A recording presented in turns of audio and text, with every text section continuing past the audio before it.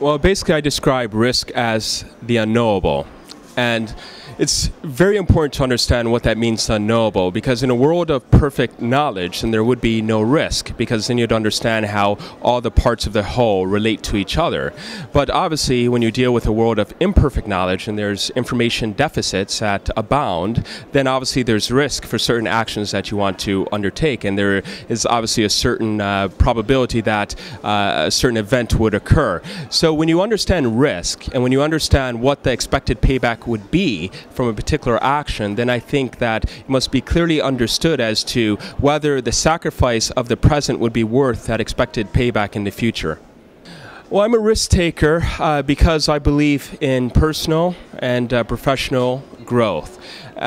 When you want to grow, obviously, then it mandates that you have to be able to undertake some risk in order to reach a certain unknown result. Of course, there's an expected result, but there's also one of the problems that you may not necessarily know what will result from the action which you take.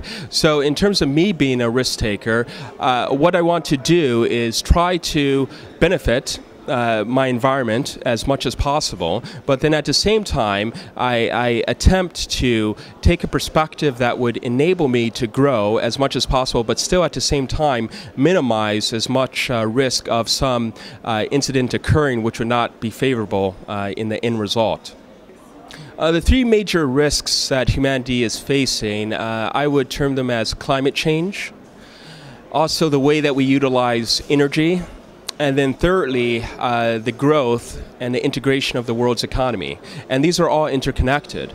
So when you look at climate change, for instance, climate change is based on certain unsustainable uses of energy. And of course, unsustainable use of energy is, of course, connected with economic growth and the growth in international trade and what have you. So when you look at any of these problems, any of these risks to the future of humanity, you have to realize how they're each interconnected with each other, and how when you impact one, it's going to impact the other. So for instance, when you look at climate change, you realize that whenever there is economic growth, there's going to be increase in carbon. So how do you deal with the increase in carbon, which would be expected from the increase in world trade and also the increase in economic growth, but then at the same time you provide a standard of living for the nationals in the country that are at the level of their expectation.